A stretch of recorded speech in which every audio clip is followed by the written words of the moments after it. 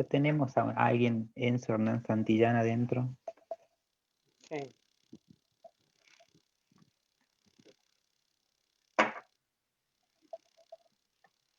Bueno.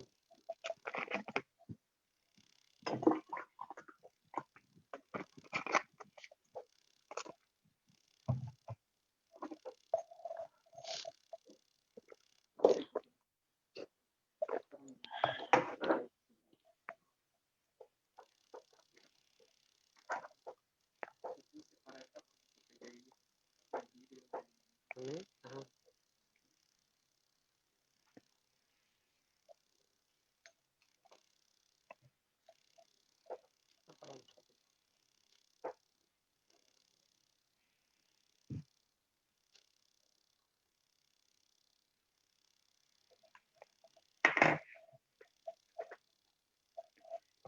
Lean.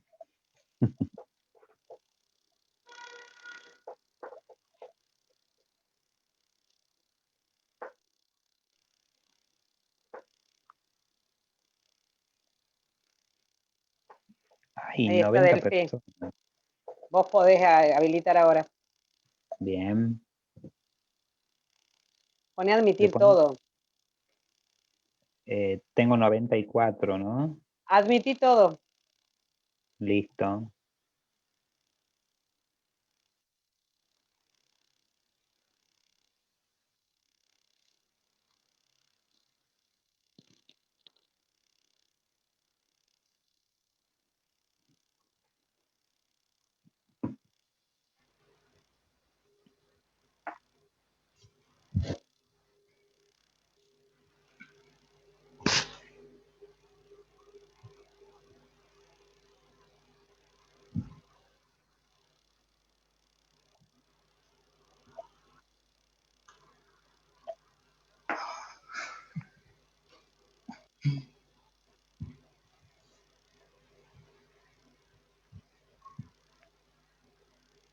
Em,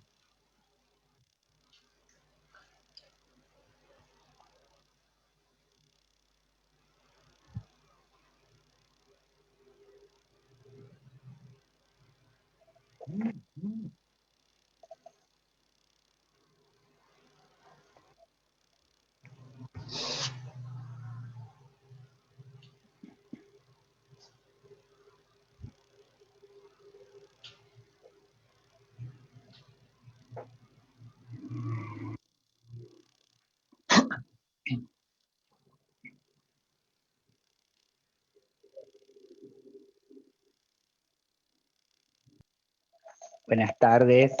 Buenas tardes. ¿Me escuchan? Sí. Sí. Se escucha perfecto.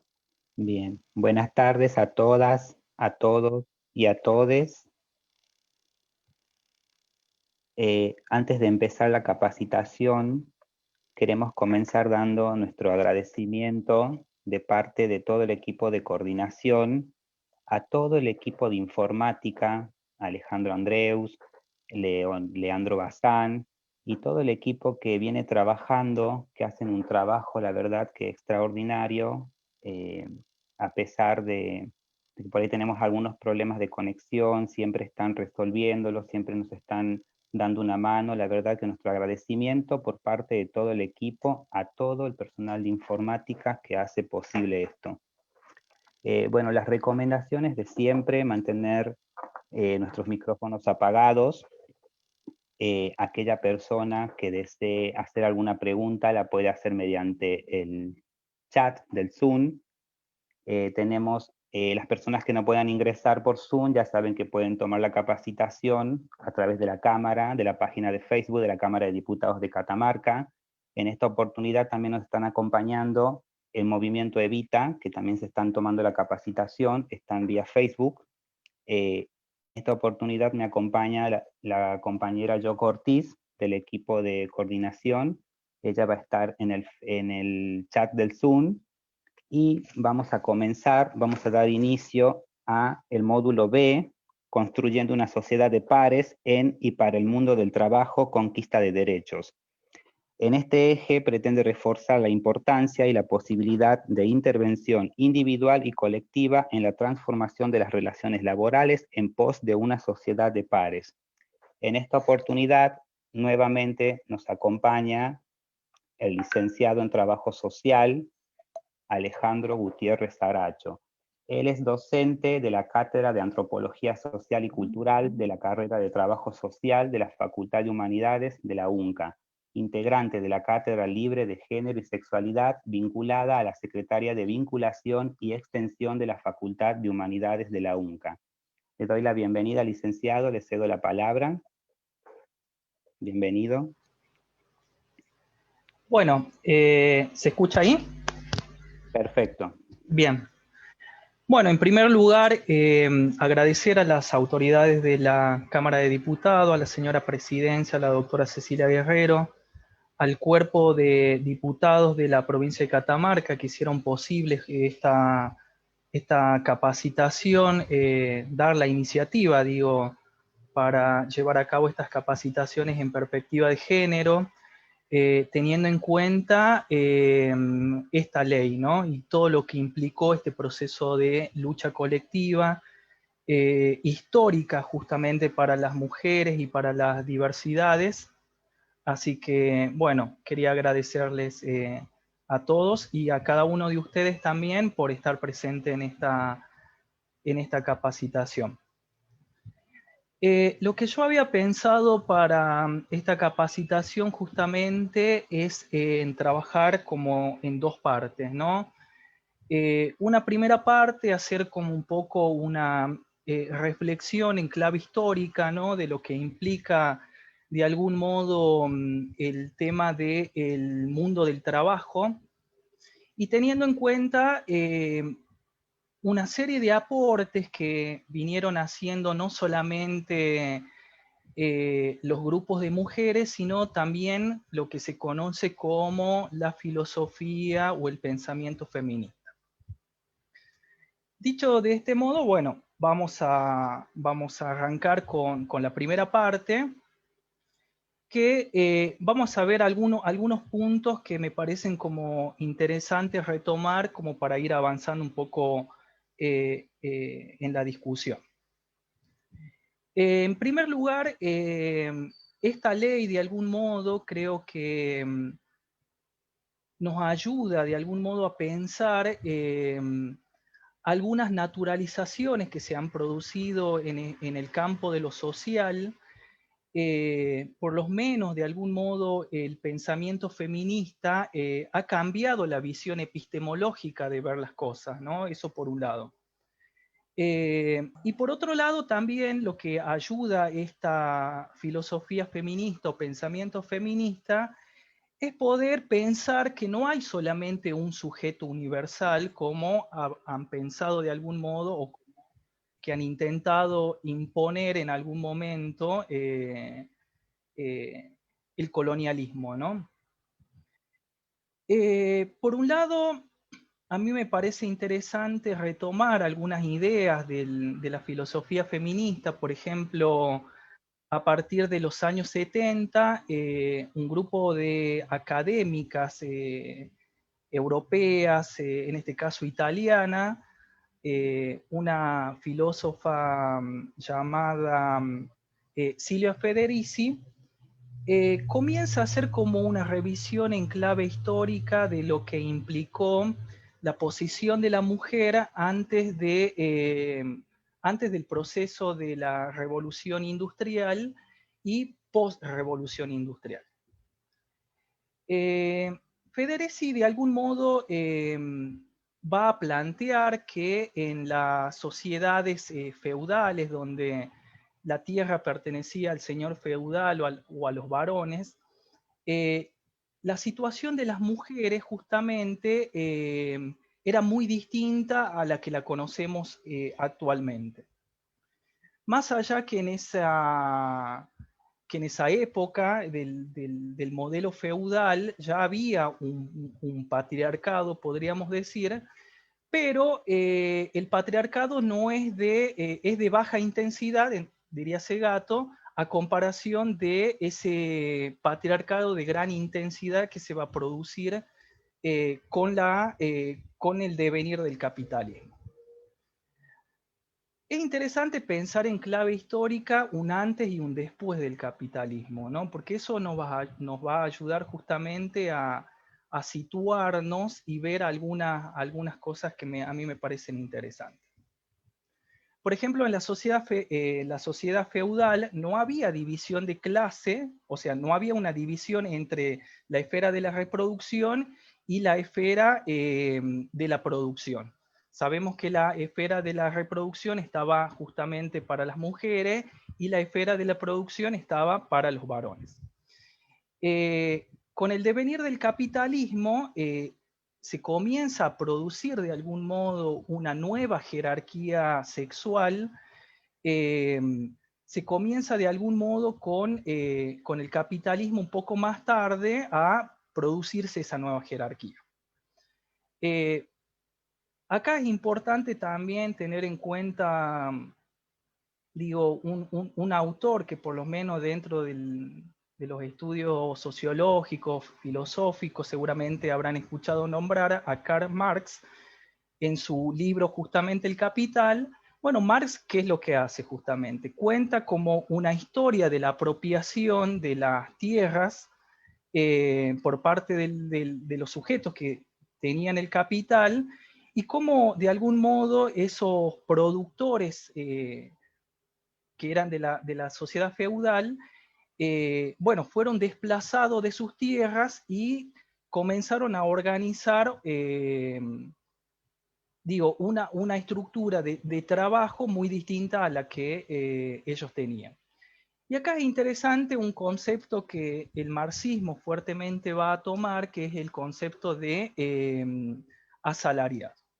Y ya vamos a ver puntualmente por qué el concepto de asalariado es como un concepto muy interesante como para ver algunas otras cuestiones. Entonces, por un lado, el capitalismo lo que va a producir es una separación de la reproducción y por el otro lado o sea, la reproducción del mundo de la vida lo va a separar de lo comercial y por otro lado también va a ir como encapsulando o poniendo en otro lugar las tareas de lo femenino y la va a comenzar a invisibilizar. Estas prácticas reproductoras no van a ser consideradas de algún modo como trabajo, sino que van a ser prácticas que no van a ser pagadas, son prácticas que van a ser de algún modo como o sea, se deslegitima las prácticas de las mujeres, y acá es a donde comienza a surgir un pequeño y grande inconveniente. Acá ya tenemos de algún modo como una división sexual, una fuerte marcada división sexual del trabajo, donde a las mujeres se la encapsula de algún modo al mundo de la reproducción, quitándole ese valor que de algún modo tenía esa práctica antes del inicio del capitalismo, y cómo esa práctica de algún modo, bueno, hasta el día de hoy va a estar presente. No sé quién tiene el micrófono ahí. Bueno, está bien. Otra cuestión que me parece interesante a tomar, ¿no? Que incluso habla esta autora, es lo que en algún momento se llamó la casa de bruja. La casa de bruja en el siglo XVII va a ser como un hecho como muy fundamental para este proceso de desvalorización de las prácticas que hacían las mujeres. Justamente el tema de la casa de bruja va a imponer de algún modo va a poner a la mujer en una nueva situación social. Podríamos decir que la casa de bruja fue el primer femicidio, el gran femicidio de la historia antes, que no tenía de algún modo precedente, y este crimen que se le acusaba a las mujeres de brujería también se las declaraba como enemigas de la humanidad o como sirvientas del demonio.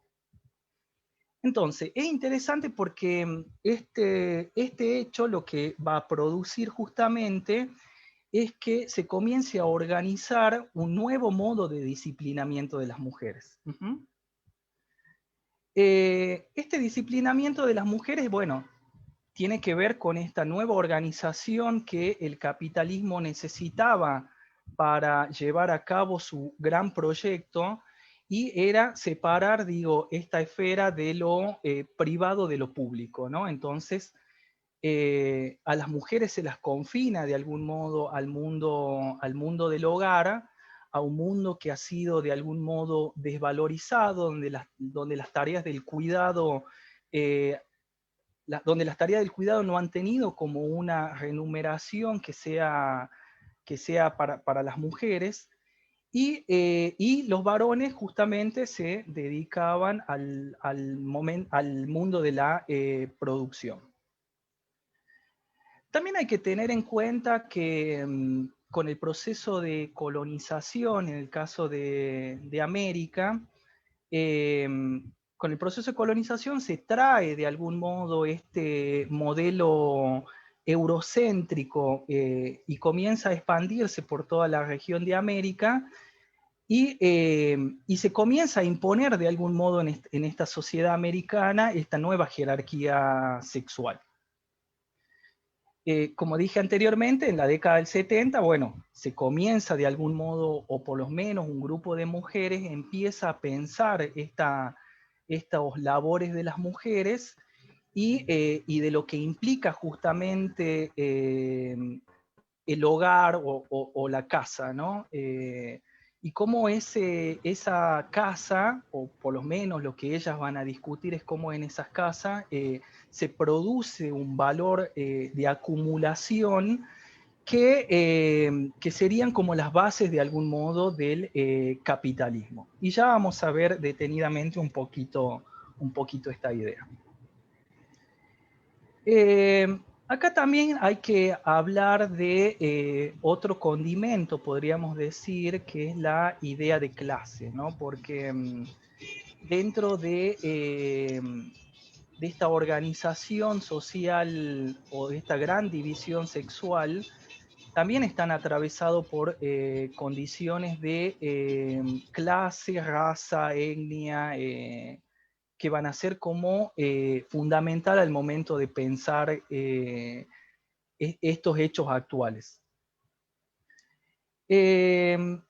También me interesaría ver cómo es necesario poder pensar, digo, o por lo menos revalorizar esta idea justamente de trabajo de reproducción, y porque esta tarea de reproducción lo que implica es, o sea, esta tarea de reproducción necesita estar dentro del centro de la vida social.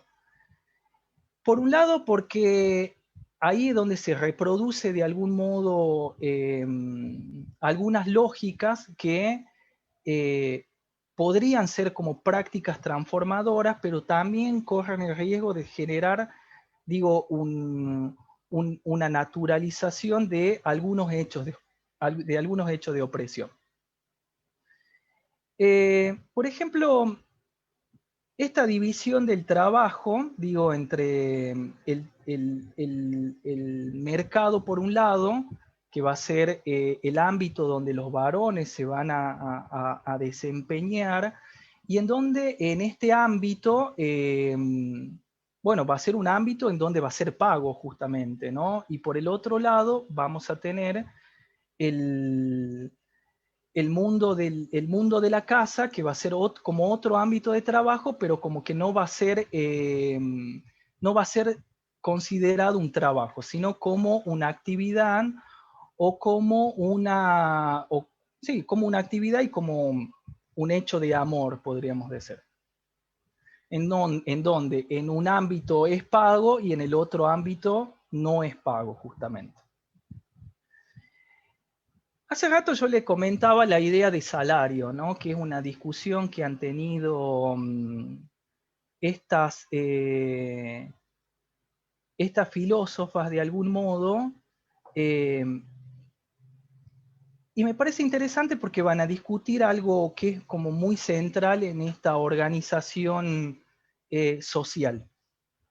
Por ejemplo, Federici va a decir que el salario, o por lo menos ella lo trabaja con la idea del patriarcado del salario, iba a tomar la noción del salario no justamente como la cantidad de dinero que se le retribuye a un trabajador por ese trabajo que hace, ¿no? Sino como la noción de salario en gran medida funcionó como un gran organizador de la sociedad. ¿Qué quiere decir esto? El salario va a cumplir como un papel muy importante para la sociedad capitalista. Eso por un lado, ¿no? Entonces, el salario, ¿qué ha permitido de algún modo? Crear una jerarquización entre clase y género. Y acá es interesante también ver cómo el Estado de algún modo entra en esta configuración de esta jerarquización justamente de esta división sexual del trabajo. Porque el Estado a través del salario ha delegado de algún modo a los varones, a los hombres, la capacidad de controlar de algún modo el trabajo reproductivo de las mujeres. Y por lo tanto, ese trabajo doméstico que no era reproductivo podría de algún modo ser penalizado, ¿no? O sea, la mujer que no cumplía con las tareas de reproducción iban a ser mujeres que iban a ser penalizadas de algún modo por los varones, ¿no? Entonces, ¿cómo ejercían de algún modo los varones esa penalización justamente a través de la violencia física, a través de la violencia psicológica y cómo de algún modo el Estado toleró esa práctica de violencia de los varones hacia las mujeres, ¿no? Hasta hace no mucho tiempo, digo, si nosotros pensamos, bueno, ahora se comienza a discutir un poco esta idea, ¿no? Pero hasta no hace, de hecho sigue sucediendo esta lógica de castigo hacia las mujeres que no de algún modo llevan a cabo estas prácticas de reproducción, ¿no? Entonces, por ejemplo, dentro de los discursos sociales, algo que por lo menos, no sé, seguramente ustedes, por lo menos yo leía que alguien decía, bueno, quisiera conocer una mujer que me atienda, que los cuide bien mucho a mis hijos, ¿no? Entonces, ese discurso justamente, un discurso, digo, de que el trabajo doméstico o el trabajo del cuidado o la reproducción de la casa es visto solamente como un acto de amor, digo, y tiene que ver, digo, con esta forma de disciplinamiento a través de la noción de salario, va a decir Federici. Es por eso que, de algún modo, muchas mujeres que de algún modo deciden no cocinar, no tener sexo de algún modo con el marido o no querer limpiar la casa, bueno, van a ser violentadas justamente, ¿no? Porque se supone que esa tarea la debe de llevar a cabo las mujeres, ¿no? Entonces se ha naturalizado de algún modo una idea de amor y que esa tarea debe ser justamente por un hecho de amor, nada más.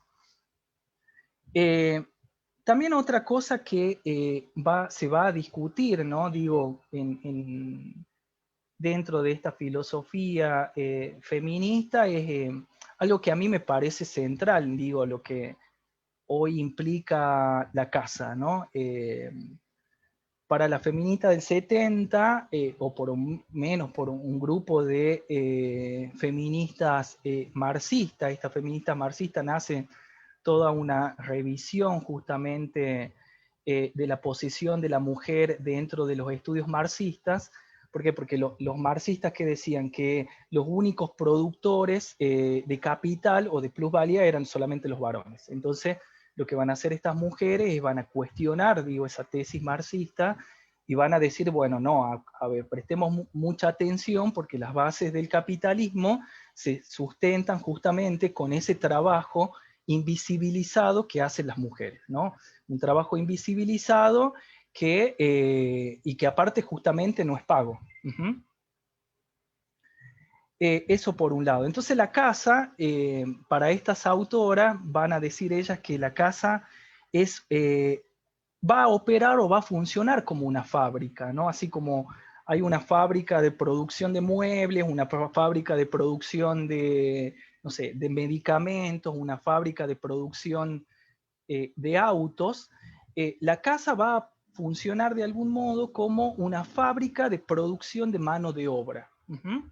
Entonces, y esta mano de obra justamente va a ser para el capital. Uh-huh.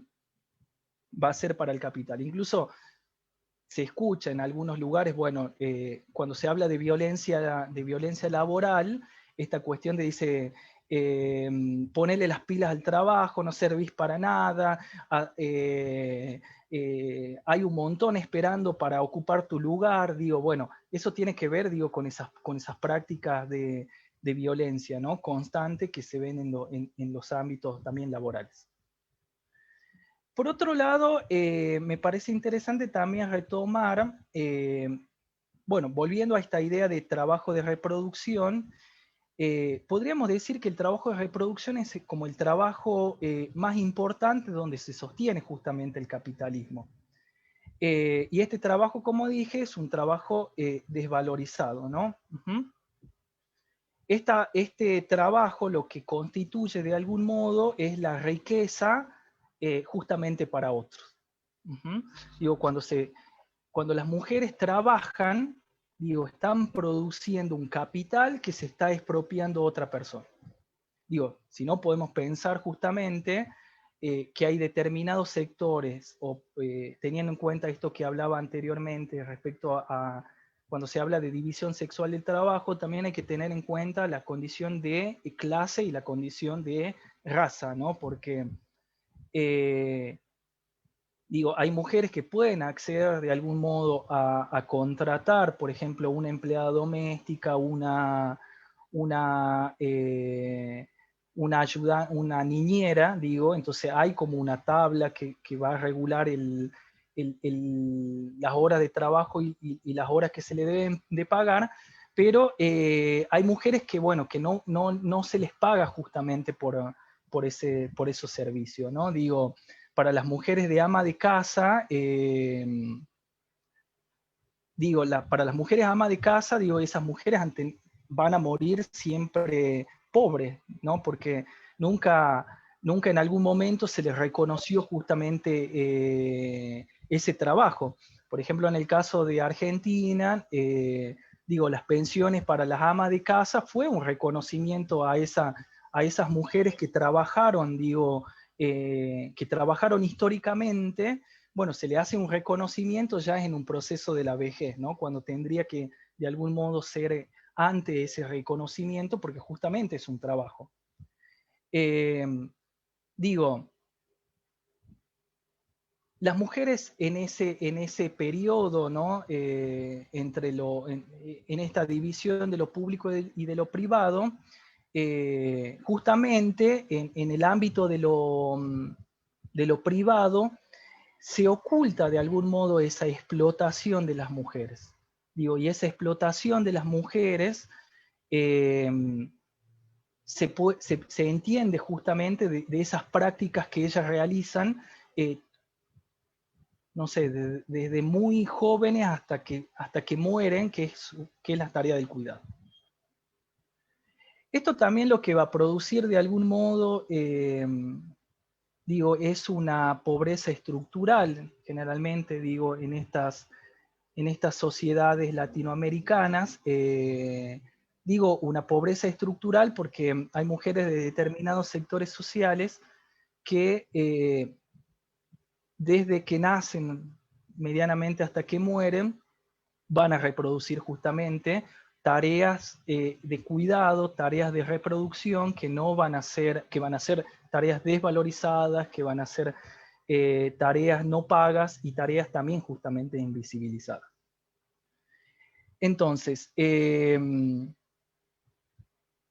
uno cuando estaba más o menos armando, digo, para trabajar, digo, un poco en clave histórica, pensaba en lo que implica uno de los desafíos, el tema de la educación sexual integral, en todo lo que implica, ¿no? Más allá de que hay otro discurso que es la educación sexual para el amor, digo, detrás de esa idea de educación sexual para el amor se esconde, digo, toda esta gran trama, o sea, esto que decía, esta gran explotación justamente de las mujeres, ¿no? Porque se supone que las mujeres tienen que realizar toda una tarea de cuidado como un acto de amor. Lo debe hacer por los hijos, lo debe hacer por el marido, lo debe hacer por el bien de la familia. Entonces, detrás de ese discurso, bueno, se esconde una trama como muy, muy fuerte, ¿no? Porque se esconde justamente una situación de opresión hacia las mujeres. Dentro de este marco, de algún modo, o por lo menos de los aportes que nos hace esto que se llama la filosofía feminista, nos ayuda a pensar justamente lo que hoy estamos discutiendo o hablando aquí. La ley Micaela justamente no podría haberse realizado o materializado si esa filosofía feminista o esos movimientos de mujeres no hubiesen puesto en cuestión justamente el lugar que tenían las mujeres en la historia del capitalismo, ¿no? Y también justamente van a entrar como a otros sujetos a esta gran discusión de la organización sexual del trabajo, que van a ser las llamadas diversidades, ¿no? Las llamadas diversidades por lo menos van a venir a cuestionar incluso esta lógica de organización sexual del trabajo, ¿no? Digo, hasta hace no mucho tiempo el presidente de la Nación, a través de un decreto, bueno, se implementa en los organismos del Estado Nacional la ley de cupo laboral, ¿no? Incluso, a ver, digo, si las mujeres ya vivían en una situación de opresión, en este caso para las personas trans justamente era como el doble de la situación de discriminación, ¿no? Digo, porque ¿cuál es también el tema de que las mujeres, las infancias, las diversidades van a ser siempre, van a estar de algún modo en el lugar de la opresión? Más esto, ¿qué quiero decir con esto? Que sabemos que en el mundo de los varones también hay una jerarquización respecto a las condiciones laborales de los varones, pero no es tan fuerte como en el caso de las mujeres. Entonces, digo, ¿cómo de algún modo los hechos históricos nos van a ir, o por lo menos esta filosofía feminista nos va a contar como otra historia del devenir del sujeto moderno, y cómo este sujeto moderno ha intentado de algún modo ser un sujeto universal, pero las fallas justamente hacen que se revea, digo, esta situación o esta posición de las mujeres dentro de la historia de la humanidad.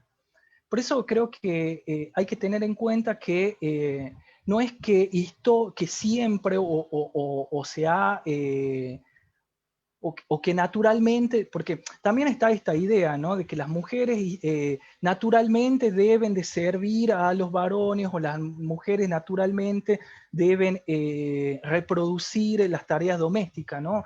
Hay que tener en cuenta que este es un proceso de construcción social, es un proceso de construcción política, ¿no? Digo, cuando uno habla de jerarquías sexo-género, por ejemplo, o cuando alguien habla o hace mención a esta noción de homosexualidad y heterosexualidad, hay que entender que son conceptos políticos, ¿no? Con una fuerte incidencia justamente en el cuerpo social, ¿no? Porque a la heterosexualidad no hay que tomarla como una práctica sexual. La heterosexualidad es un régimen político de diferencia sexual.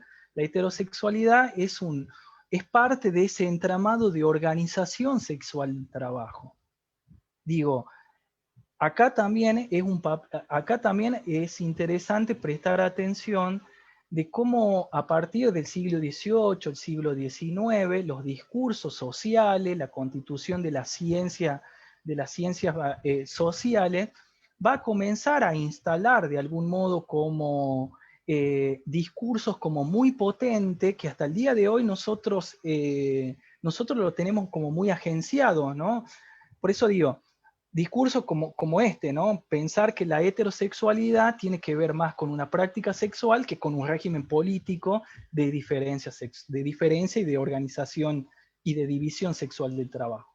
Digo, la heterosexualidad como oposición a la homosexualidad. Digo, toda práctica que no sea reproductiva va a ser considerada como una anormalidad, ¿no? Entonces, acá la ciencia, el discurso médico, va a jugar un papel importante en esta constitución, ¿no? Entonces, por eso hay una frase que dice, bueno, Estado, capital y iglesia van a constituir de algún modo como un triángulo que va a ser tan potente que va a organizar el conjunto del cuerpo social, ¿no?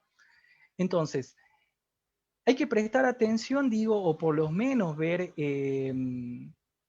digo, todo pensando desde la ley Micaela o de lo que implica la capacitación de ley Micaela hacia atrás.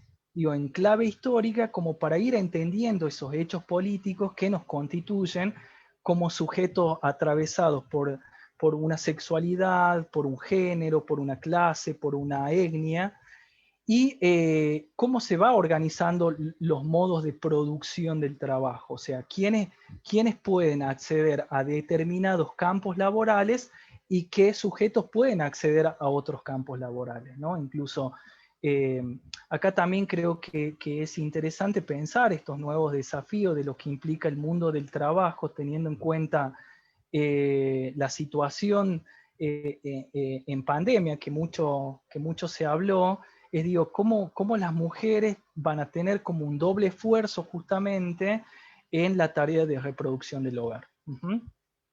Digo, a comparación más que en el caso de los varones, ¿no? Porque las mujeres, a pesar de que tienen que salir a trabajar, digo, se tienen que hacerse cargo de ese mundo de la reproducción. Y ese mundo de la reproducción, que es lavar, planchar, cuidar los hijos, atenderlo al marido, cocinar, digo, todavía hasta el día de hoy, en algunos sectores sigue siendo considerado un trabajo desvalorizado, un trabajo no pago, y se lo relaciona justamente como un acto de amor. Eso por un lado quería como retomar. A mí me parece interesante también, teniendo en cuenta otro de los puntos que ya lo había trabajado la vez pasada, tiene que ver con lo que implicó estos movimientos de mujeres y movimientos LGBT, que esto ya estoy hablando de la segunda parte, de lo que implicó justamente para comenzar a trabajar estas temáticas de género, ¿no? Dentro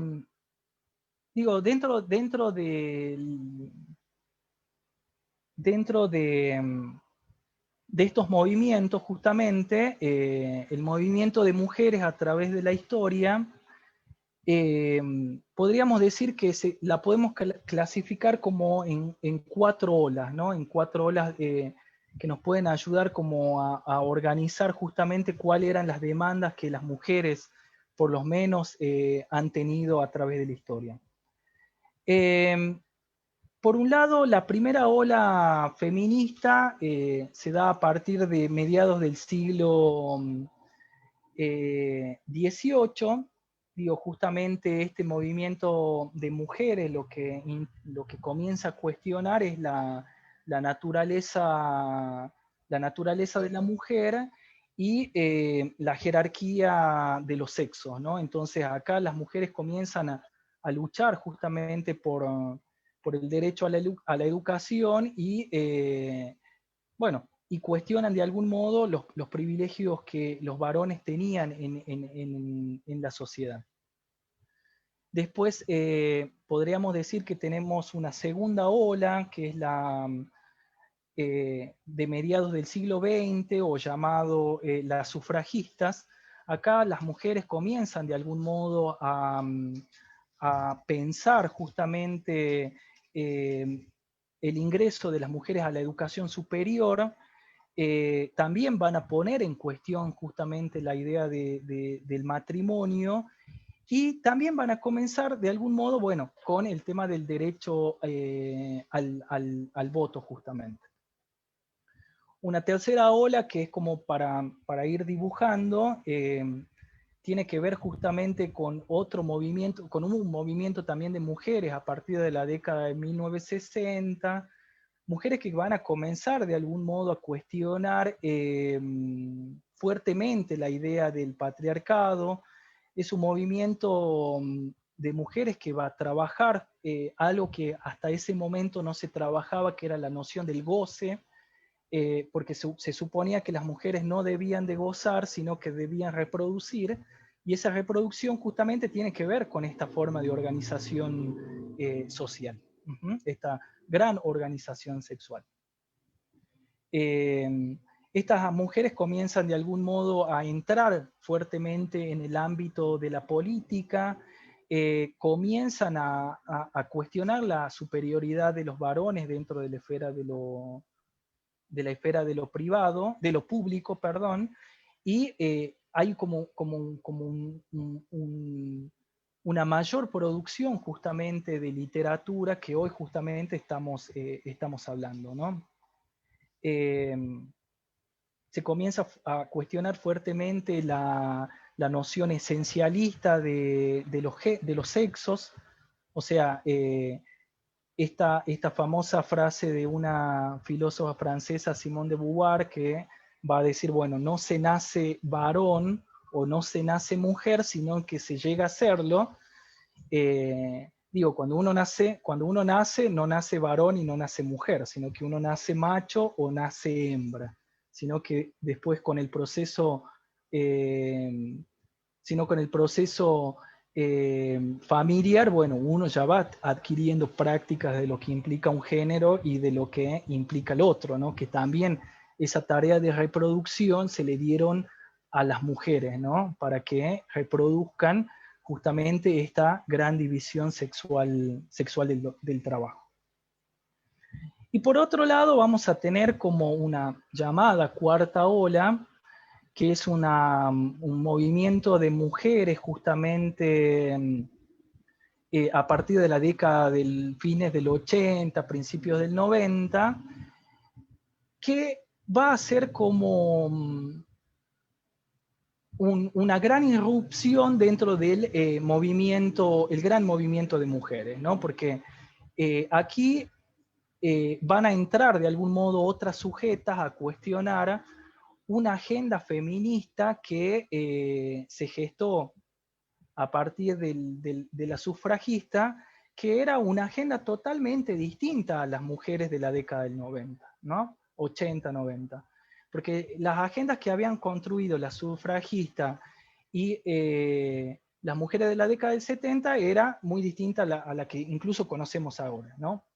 ¿Por qué? Porque hasta ese momento las que podían cuestionar justamente esta jerarquía sexual o del trabajo eran mujeres que pertenecían a una clase social alta, que eran mujeres de clase media alta, por lo general universitaria, blanca y heterosexuales. Cosa que después, en la década del 90, estas mujeres, bueno, se van a enfrentar de algún modo con otros grupos de mujeres que no se sentían parte de esa agenda que habían construido. Digo, acá van a aparecer justamente los movimientos de mujeres lesbianas, los movimientos de mujeres indígenas, los movimientos de mujeres negras, los movimientos de mujeres travestis, y en ese momento se denominaba justamente travesti, en la década del 80 y del 90, y que van a cuestionar de algún modo esta agenda feminista, que por cierto era clasista y que dejaba de algún modo afuera otras problemáticas. Digo, las problemáticas de las mujeres negras no era lo mismo que las problemáticas que tenían las mujeres indígenas, y las agendas de las mujeres indígenas no eran la misma agenda que tenían las mujeres lesbianas, ¿no?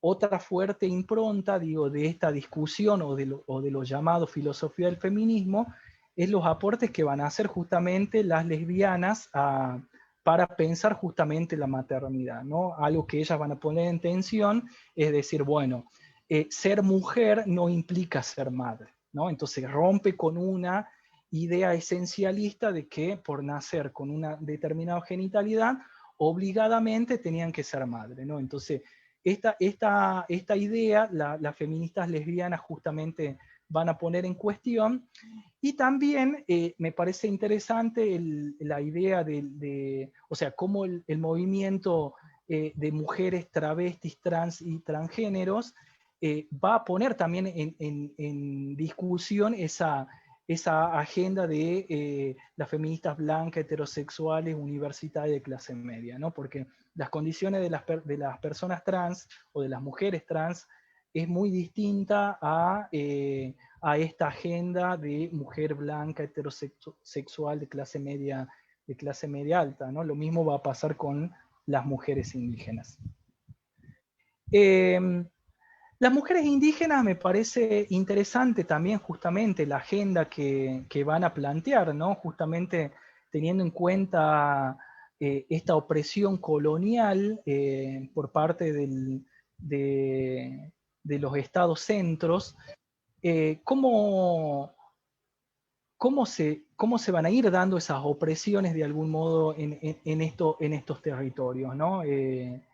Eso también va a ser como una fuerte discusión, digo, dentro del movimiento de mujeres feministas actual, otra línea también del feminismo o del movimiento de mujeres, lo que se conoce como el ecofeminismo. El ecofeminismo, digo, como una línea de cuestión que va a cuestionar justamente los parámetros en el que el capitalismo se mueve respecto a la soberanía alimentaria, respecto al tema de la distribución de la tierra y la producción de alimentos, y es un movimiento que está teniendo como una gran relevancia actualmente, ¿no? Digo, ¿cómo será también tan potente el discurso patriarcal, ¿no? que ha hecho que los mismos movimientos de mujeres todavía no se puedan consolidar en un gran colectivo de lucha, digo, y de energía política para mostrar, digo, a este sistema de desigualdad que produce, digo, estas nuevas formas, estas nuevas prácticas del capitalismo, ¿no? Eso por un lado en términos como muy, pero muy generales. Por otro lado,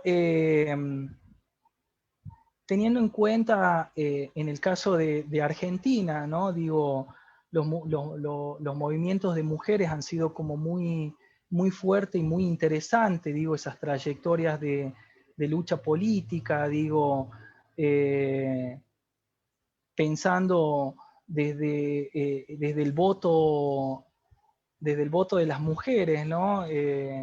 Que ha sido como una gran discusión, ¿no? Si es que las mujeres podían votar en algún momento, si alguien busca los discursos en ese momento de la Cámara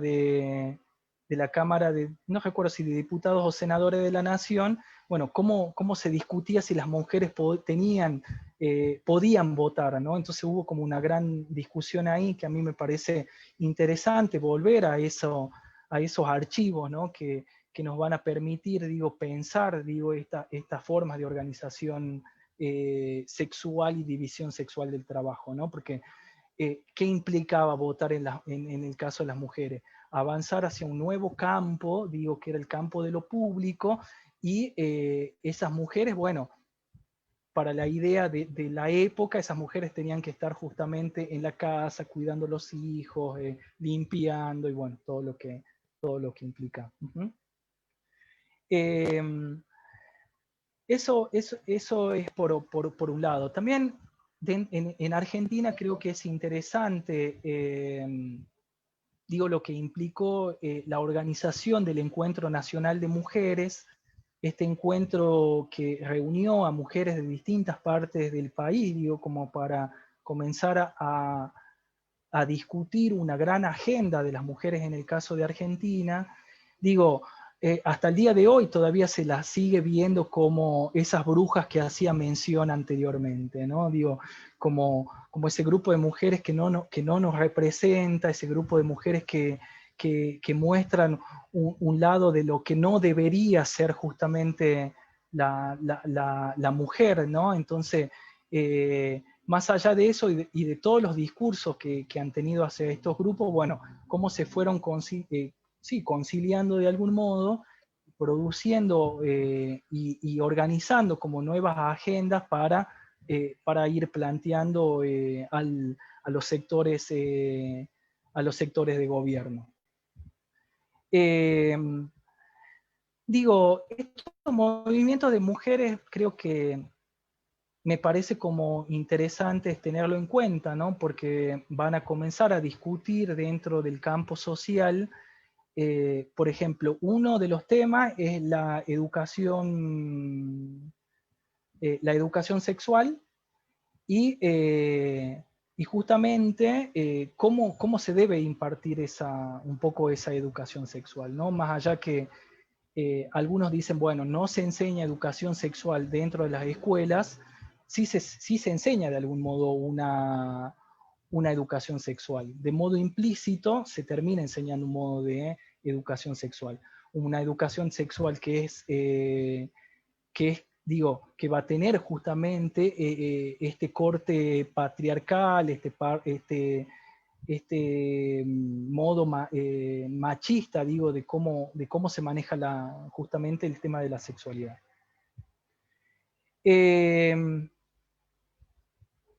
Otra cosa también que en el caso de Argentina, digo, como en la década del 90, digo, con la reforma de la Constitución del 94, bueno, cómo la Iglesia Católica va a tener una fuerte hegemonía todavía respecto a los temas vinculados sobre la familia, la educación y la sexualidad. Digo, cómo eso todavía sigue estando presente todavía, ¿no? en nuestras provincias, generalmente las del norte argentino, ¿no? Otra cuestión, en la década del 60, digo, también van a comenzar a surgir como otros movimientos sexopolíticos que van a generar como, o disputar por lo menos dentro del campo de lo social, digo, la cuestión de la sexualidad. En la década del 60 van a comenzar a surgir algunos otros grupos de diversidad sexoafectivo. Por ejemplo, el Frente de Liberación Homosexual, que en ese primer momento va a tener como una afinidad más al comunismo, que esa sería como la primera organización en términos de diversidad sexual en Argentina. Después van a comenzar a venir otros grupos de diversidad sexual que también van a comenzar a generar fuertes alianzas con los movimientos de mujeres y específicamente con mujeres lesbianas para conformar como frentes que de algún modo puedan disputar el sentido de la familia, de la sexualidad y de la educación con alianzas, ¿no? Entonces, estos movimientos lo que van a producir, digo, van a ser como grandes conquistas que la vamos a ver un tiempo después, como la ley de matrimonio entre personas del mismo sexo, entre la ley de identidad de género, digo, ¿no? El decreto del cupo laboral trans, digo, eso van a ser como antecedente, digo, estos movimientos de lucha políticas que llevaron a que hoy justamente tengamos estos derechos o estos reconocimientos por parte del Estado. En la década del 80, 90 también el movimiento trans, digo, en Argentina va a ser como muy débil al principio, después va a comenzar a tener un fuerte trabajo justamente en el campo social, justamente discutiendo, o por lo menos entrando a algunos grupos a discutir, en algunos grupos, ¿no? Uno de los primeros grupos de organización de personas trans fueron ATA, justamente, que ahí está la compañera Yoko. Han sido como las primeras en organizarse, digo, ¿no? Como para discutir políticas públicas y de ciudadanía en Argentina. Después van a venir también otras organizaciones a nivel nacional y después justamente como hay algunas organizaciones a nivel nacional que intentaron explayarse por el resto de las provincias, algunas con éxito y en otros casos no. En el caso de Catamarca me parece como hechos como interesantes, o por lo menos a tener en cuenta, volviendo en clave histórica, es lo que implicó esto que se llama la Revolución de las Polleras, donde una mujer, justamente, Eulalia Ares, se enfrenta a un sector o a un grupo de poder con otro grupo de mujeres, ¿no? Llamada la Revolución de las Mujeres en Catamarca. Bueno, ese me parece como un hecho o como un mito histórico a tener en cuenta, como para pensar, esta toma, del campo de lo público, ¿no? Por parte de las mujeres. Este hecho creo que no hay que dejarlo pasar, y creo que hay que revalidarlo en todos los aspectos, porque ese sería como la primera forma en que nosotros tenemos como para mirar un horizonte y de lucha política de las mujeres en Catamarca. Otro hecho que también me parece muy importante es lo que implicó las marchas de silencio en Catamarca, el discurso de las mujeres que han tenido un discurso de silencio, ¿no? Hacia la protesta ante un sector político, y cómo esta organización de jóvenes, justamente estudiantes de un colegio, han tenido una gran dimensión política, su modo de protesta, que justamente era el silencio, ¿no? O sea, el silencio como un acto político de protesta ante un sector de gobernabilidad de turno.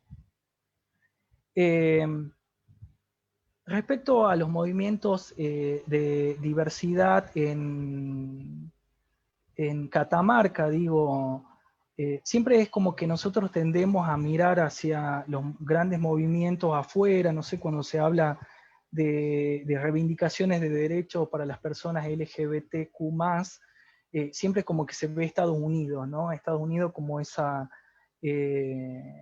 como ese gran centro de atención. Incluso, todos somos algunos tan diversos que en vez de compartir una foto de lucha de compañeras locales, no sé, nos vamos a Stonewall, una cosa así, ¿no? Como a la vez medio hollywoodense, pero también implica una trayectoria de lucha política que nos marcó, pero siempre se homenajea de algún modo a determinados grupos y a otros no, ¿no? Siempre los grupos oprimidos no van a estar como tan visibilizados, así como en el caso de las tareas de las mujeres. En el caso de Catamarca, los primeros grupos que comenzaron a trabajar sobre sexualidad, no específicamente en términos de diversidad, fue Bis Bis, que era una... que era el BIS y la red de mujeres con personas viviendo con VIH y grupos vulnerables, va a ser estos tres grupos. Estos tres grupos, bueno, van a comenzar a hablar del tema de lo que implica justamente el VIH, pero bueno, no se trabajaba fuertemente la noción de diversidad sexual. El tema de la diversidad sexual se va a trabajar, o por lo menos se va a salir o se va a plantear justamente en agenda a través de algunos hechos, yo acá sostengo que, y eso es algo que yo vengo trabajando hace un tiempo, y que creo que en cada periodo de gobierno, por lo menos en la provincia de Catamarca, hay un régimen de gobierno de la sexualidad, le llamo yo, y que, bueno, por ejemplo, con el gobierno de facto hubo una forma de organizar la sexualidad, con el gobierno de Sadio hubo otra forma de manejar la sexualidad o de gestionar la sexualidad, y en el gobierno del Frente Cívico hubo otra forma de gestionar la sexualidad, y con el gobierno de la actual diputada Lucía Corpaz, y bueno, hubo otro modo de gestionar la sexualidad. En estos 4 periodos hay distintas formas de gestionar la sexualidad.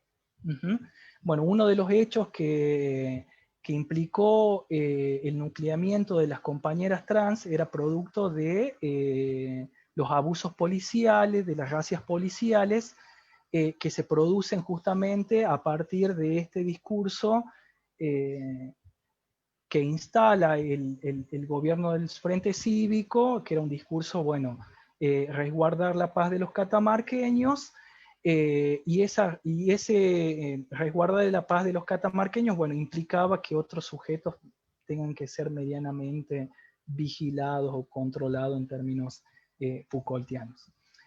Haciendo un trabajo de campo en el que vengo trabajando hace algunos años, bueno, hay testimonios que pueden dar cuenta de ese modelo de sexualidad en estos distintos momentos de gobernabilidad, por lo menos desde el retorno de la democracia hasta la actualidad.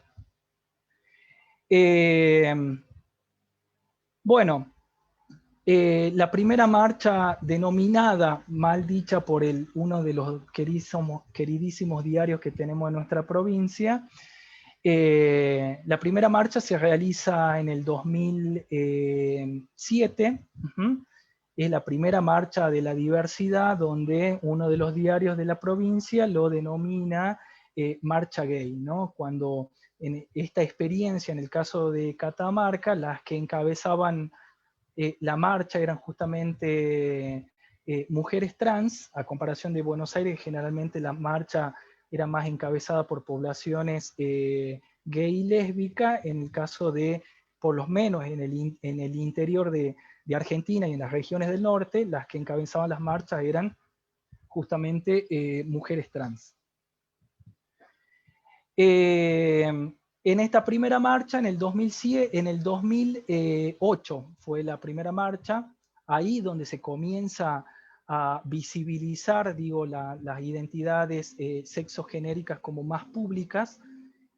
Antes no hay como un antecedente justamente de una marcha o de un nucleamiento de sujetos para reclamar al Estado justamente el carácter de ciudadanos, ¿no? O de ciudadanía.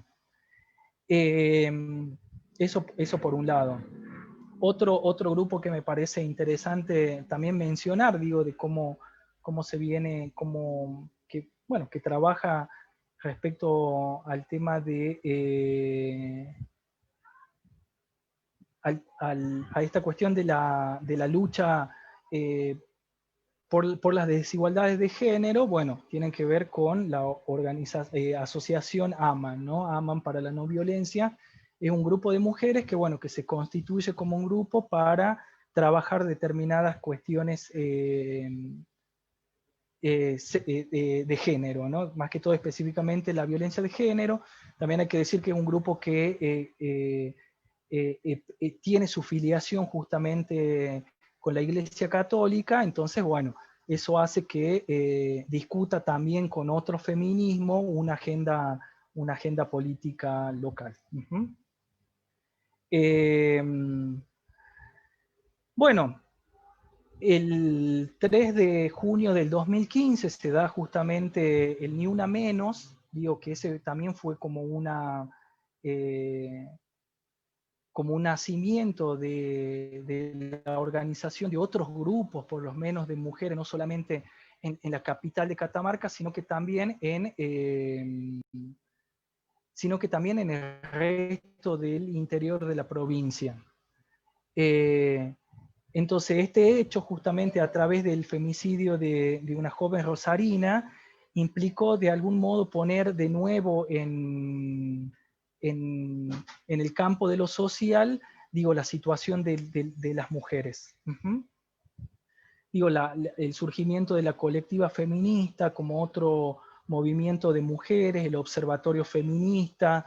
Digo, celebro justamente una de las campañas que hizo el observatorio feminista hace una semana o 2 semanas, justamente denunciando a la justicia de Catamarca como una justicia patriarcal, que de hecho es así justamente. Y digo, y cómo estos movimientos de mujeres van de algún modo tejiendo alianzas ahora justamente con los movimientos de diversidad sexual, con otros grupos de mujeres del interior, con mujeres artesanas, con mujeres de sectores populares, con mujeres de comunidades indígenas, para de algún modo organizar una agenda en común y en reclamo, digo, justamente de esta... y el reclamo, digo, justamente no solamente hacia la justicia, sino que también al Estado, ¿no? Que revea algunas políticas, bueno, que implemente de algún modo otras políticas. En el caso de la ley Micaela es una, ¿no? Digo, es una política de Estado en el cual no se está dictando en todos los estamentos del Estado provincial, ¿no? Sino que ahora, bueno, vemos cómo se están organizando estos movimientos y bueno, también cómo el Estado de a poco va dando respuesta a esta gran demanda, que por cierto es una demanda que todavía sigue siendo desigual, una demanda que todavía debe ser trabajada, y más que todo justamente las capacitaciones de ley Micaela en perspectiva de género tienen que ver, digo, revisar en clave histórica algunos hechos que constituyeron estas desigualdades o estos mecanismos de opresión hacia las mujeres, las diversidades y las infancias. Así que, bueno, por lo menos esto es lo que tenía para trabajar hoy. No sé si habilitamos el micrófono y y las preguntas, no sé cómo trabajan. Sí, sabes que hay una pregunta en Facebook que dice, me confunde cuando dice que no nacemos hombres ni mujeres, o yo entendí mal. Es una pregunta que dejaron por Facebook. Bien, una de las... a ver, dentro del campo de la filosofía están los estudios feministas, ¿no? Entonces, una idea era... Perdón.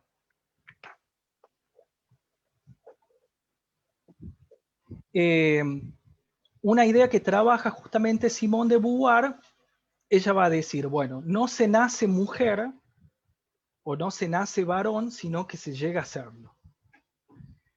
Ese llega a serlo, ¿qué implica? Un proceso. Y en ese proceso, ahí es donde se va constituyendo como varón o mujer. Porque ¿cuál es la idea? De que uno puede nacer macho, pero puede construir su identidad de otro modo. puede pasar al revés justamente. Digo, entonces, los procesos de socialización, o sea, el primer proceso de socialización, ¿cuál es? La familia. Segundo proceso de socialización tiene que ver con las instituciones externas. La escuela, los grupos de amigos, bueno. Y después, bueno, tiene que ver el tercer proceso de socialización, otros campos que son como cuando uno ya va creciendo, bueno, va teniendo como otras prácticas. En este primer proceso de socialización, el niño, o de algún modo, bueno, va entendiendo o va construyendo, digo, una idea de lo que implica un sujeto sexuado también, y también cómo se le va construyendo su género. Digo, a ver, otra cuestión. Por ejemplo, cuando uno va por la calle y ve a una embarazada, lo primero que le pregunta qué es. ¿Qué va a ser? ¿Nena o nene? Entonces, ya hay un deseo que se transmite en un género, y ese género automáticamente tiene un sexo, porque se supone en nuestra sociedad que si nace con una vagina automáticamente va a ser mujer, y si nace con un pene automáticamente va a ser varón. Digo, las experiencias de algún modo corpóreas son distintos. Digo, hay un proceso de generización para ser mujer o para ser varón. Digo, para las mujeres, para que sean mujeres, ¿qué les enseñan? Bueno, tareas del cuidado, tareas domésticos, jugar con esto, jugar con lo otro, no te juntes con esto, sino juntate con lo otro, ¿no? Entonces, ese es un proceso de generización. Uno, a ver, las identidades no solamente nos dan la genitalidad o nos constituyen la genitalidad. Nosotros para tener una identidad no solamente lo constituye la sexualidad, sino que lo constituye la clase, lo constituye la etnia, lo constituye la raza, porque no es lo mismo ser una mujer blanca, europea, alemana, universitaria, que ser una mujer del norte de Belén, atravesada por una condición de clase y por una condición de raza, ¿no? Entonces, digo, cuando uno habla de identidad, no habla solamente de lo que nos define la identidad es la sexualidad, sino que hay otros componentes que también van a ser parte de que se construya justamente esa identidad, ¿no? Entonces, el proceso de generalización es eso, digo, a nosotros todo el tiempo nos están enseñando cómo actuar de algún modo en este gran teatro social que es cómo ser varón, o cómo se comportan los varones y cómo se comportan las mujeres. Porque digo, si alguien no se comporta del género que socialmente la sociedad espera, automáticamente es sancionado. De eso podemos preguntar a las personas trans, a los varones trans y a otras identidades que no se amoldan o no se ajustan a ese proceso de generización, ¿no? Digo, son sancionados. No sé si se explicó o se entendió ahí. Sí, perfecto. Había otra pregunta que decía, ¿el género solo se forma por factores externos?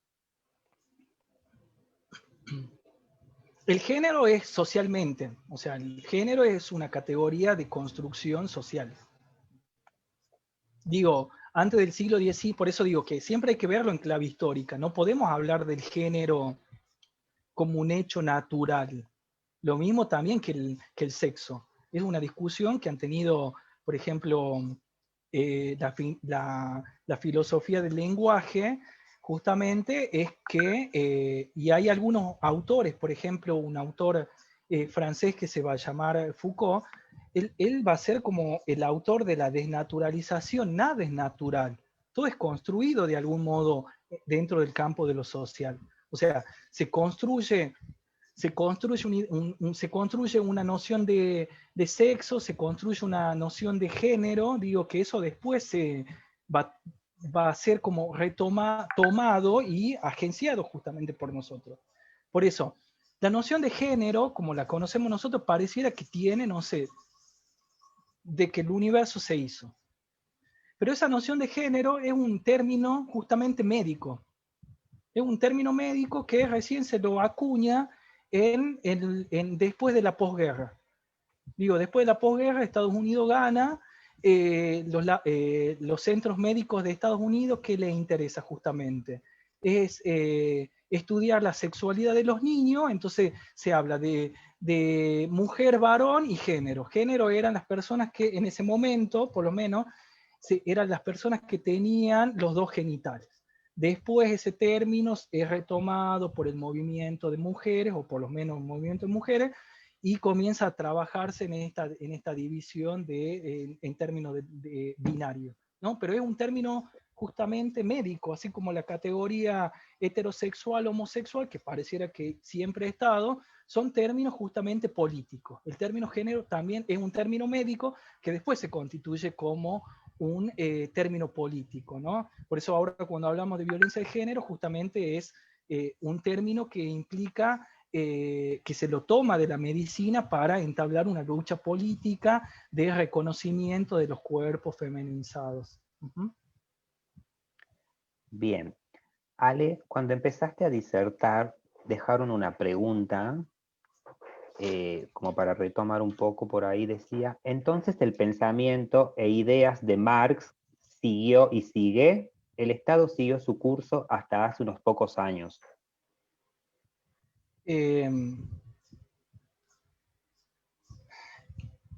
Digo, a ver, el marxismo, digo, sigue estando vigente la estructura de desigualdad en nuestra sociedad. Digo, esa idea de que, esa idea marxista de que el que producía el capital eran los varones, sigue estando todavía esa idea.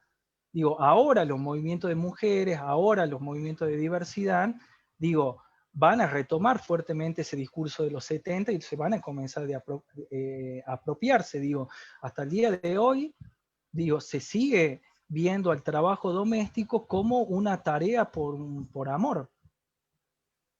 Digo, nadie le paga, a ver, digo, un ejemplo, las mujeres que están acá y que tienen hijos, digo, no se le está pagando un salario justamente como se le paga a los varones por cuidar justamente a los hijos, por lavar los platos, por no sé, por cocinar, qué sé yo, y por tener sexo incluso.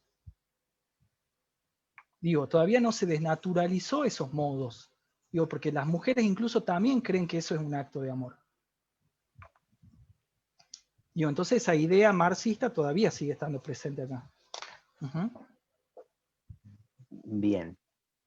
Teníamos una acotación, un comentario que dice, lo de la señora Eulalia Ares de Vildosa fue algo circunstancial, que es verdad no deja de ser importante para la historia de Catamarca, muchas veces considerado un hecho pintoresco, pero que en realidad tiene mucha importancia en la época. Ella, junto a otras mujeres de la época, esposas de funcionarios, cortaron la casa de gobierno para defender la integridad provincial, mientras que los hombres salieron a combatir para evitar una nueva invasión. Uh-huh. Sí, para mí es un hecho importante. También tiene que ver en el contexto histórico de esas mujeres. Digo, eran mujeres generalmente de familias terratenientes que, digo, tenían otra posición social, ¿no? Entonces, eso también al momento de los movimientos, esto que hablábamos anteriormente, en la primera ola de mujeres, bueno, eran mujeres de determinado sector social, no eran cualquier mujeres que salían, no eran mujeres esclavas, no eran mujeres indias, digo, las que salían a disputar, digo, el sentido de la política en ese momento. Bien. Cuando aclaraste hace rato lo de las formas de factores externos del género, te dejaron otra pregunta que decía, por supuesto, cuando uno nace es caracteres más ambiente.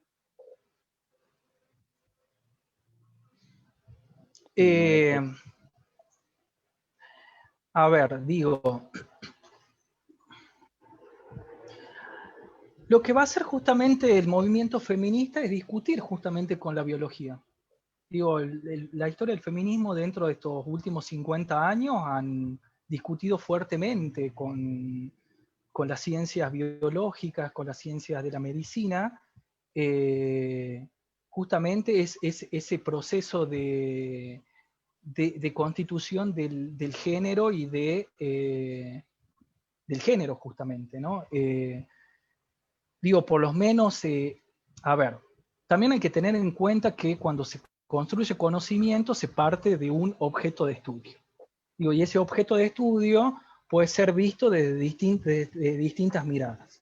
Digo, el movimiento feminista lo va a mirar de un lado, la ciencia, la ciencia biológica lo va a mirar de otro lado, la ciencia médica lo va a mirar de otro lado, digo, la sociología lo va a ver de otro modo.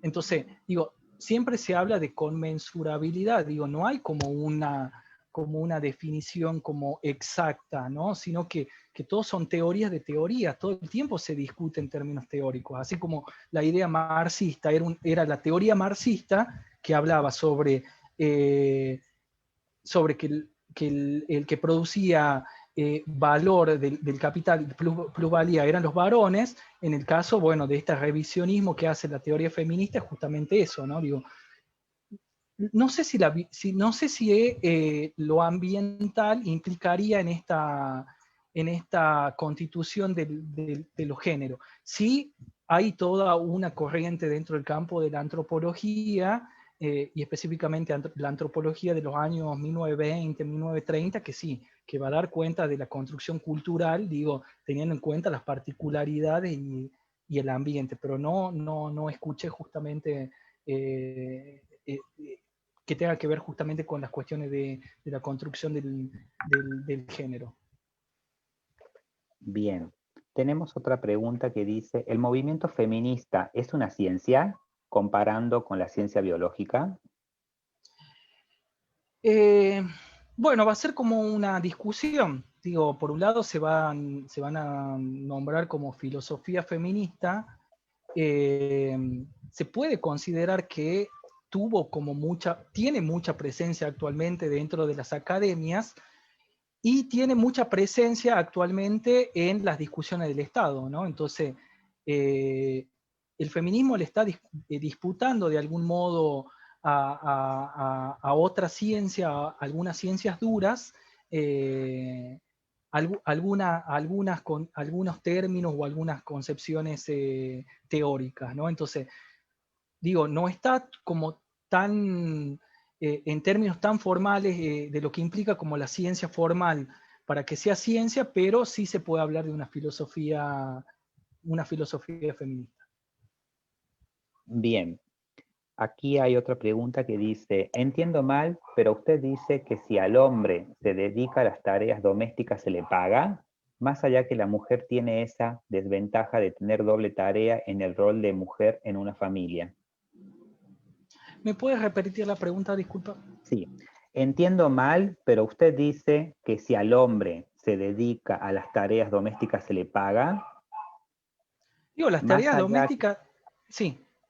Sí, más allá que la mujer tiene esa desventaja de tener doble tarea en el rol de mujer en una familia. Digo, las tareas deberían en principio ser, a ver, digo, porque uno de los nuevos desafíos justamente a partir de esto es revisar de algún modo el lugar que tiene la reproducción en el ámbito cotidiano. Digo, ese es un gran desafío que todavía hay que comenzarse a plantear. Digo, porque, a ver, una de las premisas que dicen las feministas de los 70, esos que los hombres dicen que es por amor, es trabajo no pago, pero eso justamente va a poner en tensión el lugar que la mujer tiene hasta el día de hoy. Digo, se tendría que de algún modo revisar esas prácticas de organización de las tareas del cuidado, ¿no? Entonces, esas prácticas de organización de las tareas del cuidado, por supuesto, implica repensar conjuntamente con los varones esos modos del cuidado de la tarea de reproducción, ¿no? Porque muchas veces, a ver, digo,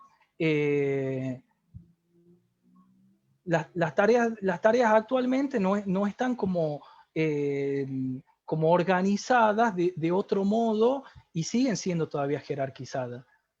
Digo, no es que se quiere cambiar un sistema de que las mujeres pasen al mundo de lo público y los varones entren al campo del hogar. La idea es justamente repensar esa organización para que no se generen de algún modo también esta discusión que se está teniendo hoy. Digo, una discusión que seguramente en unos años más va a quedar saldada, ¿no? Digo, si hay ese otro modo de organización más igualitario, más horizontal y que no sea tan verticalista como es hasta el día de hoy. Bien, tenemos un comentario, una acotación que dice: en la estructura del pensamiento podemos llegar a entenderlo como filosofía, pero no así una ciencia.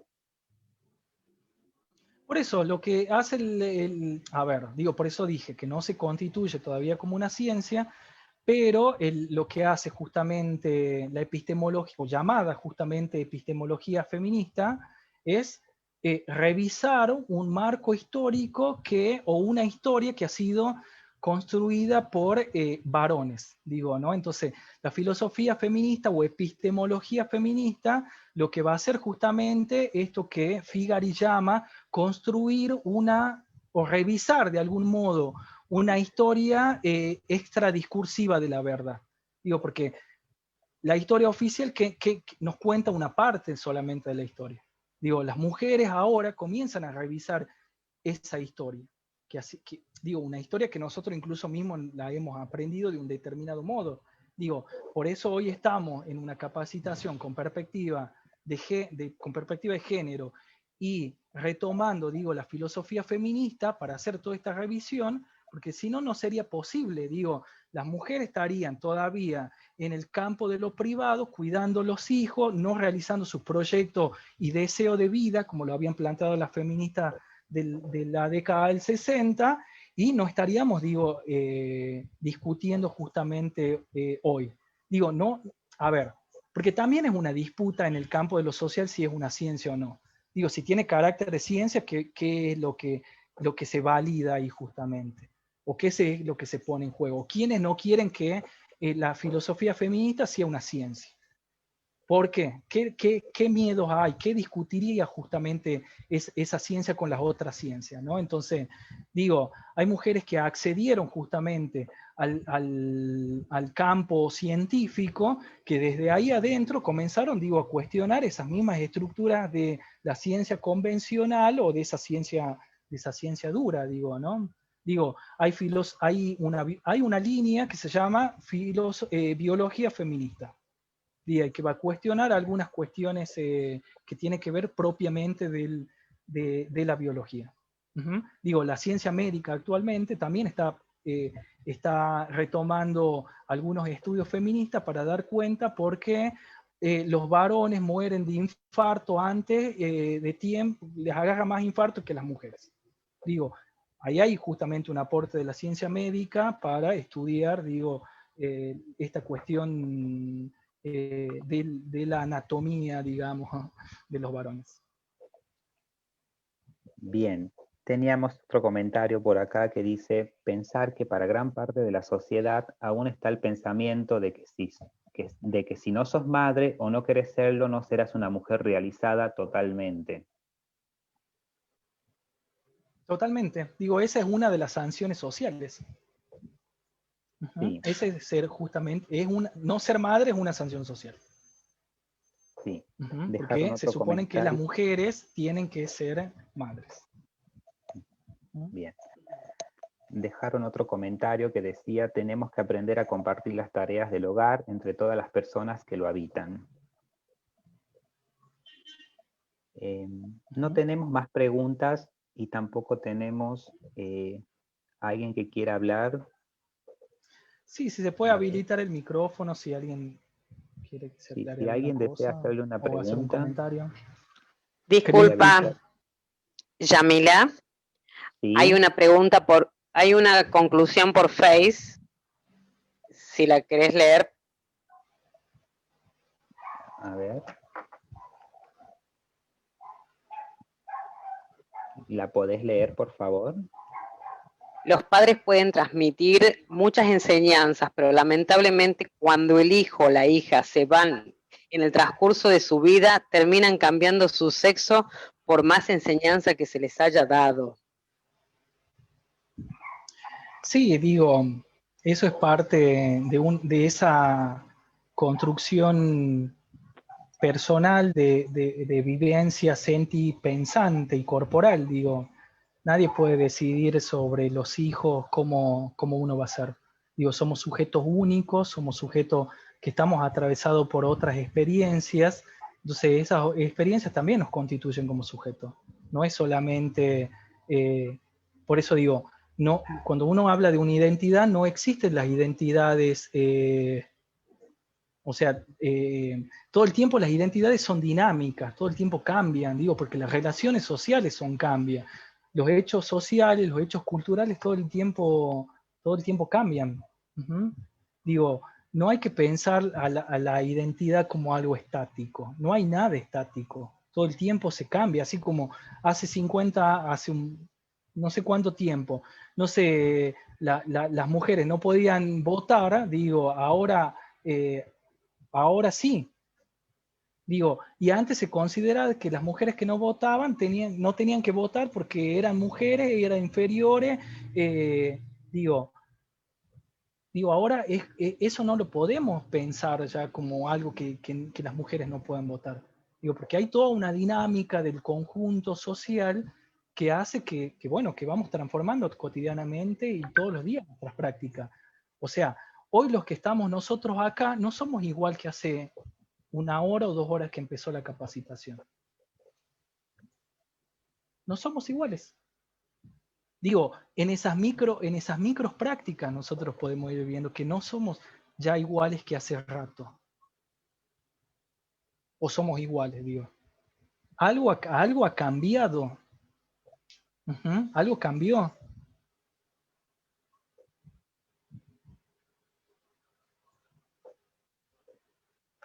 Bien, acá hay otra pregunta desde el Facebook, me la están pasando. ¿Influye en algo cuando pasan por una violación, sea hombre o mujer, con el tiempo afecta en su sexualidad? O sea, ¿llegan a cambiar de sexo por lo que les pasó? Pues. Y, a ver,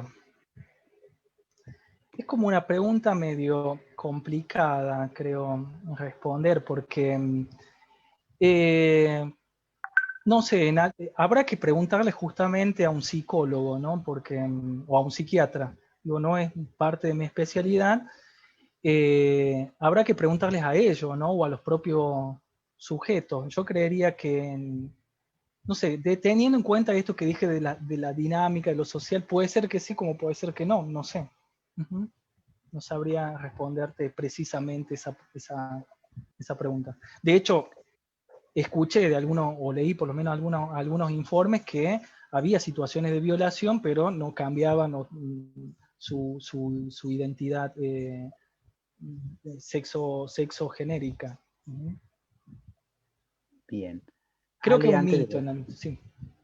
Bien. Antes de despedirte, te quería leer 2 comentarios que te dejaron saludando. Los dejé para el último. Uno es de Tula Garín Arnoldo, Humberto, que dice: Ale querida, sos un ejemplo de lucha, te respeto desde hace muchos años, te mereces el lugar ganado, con sacrificio y lucha, te felicito amiga. Tenés otro comentario, un saludo de Rocío Soledad Ruartes, que dice: Ale, siempre tan genial para explicar y hacerte entender, me alegra muchísimo hasta dónde has llegado y te felicito, siempre de este lado de la vereda y apoyando la lucha diaria de las mujeres, te abrazo fuerte. Y hay muchísimos saludos que te dan las gracias y bueno, entonces damos por finalizada la clase. Te agradecemos, la verdad que muy, muy lindo tus conocimientos, fuiste muy clara en todo y la verdad que impecable. Te damos las gracias y aquí damos por finalizado el módulo B. Bueno, muchísimas gracias.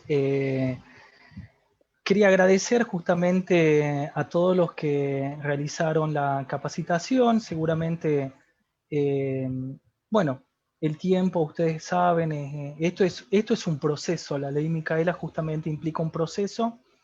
Es algo que recién empieza, que va a costar mucho justamente entender, digo, porque es una práctica que viene hace siglos.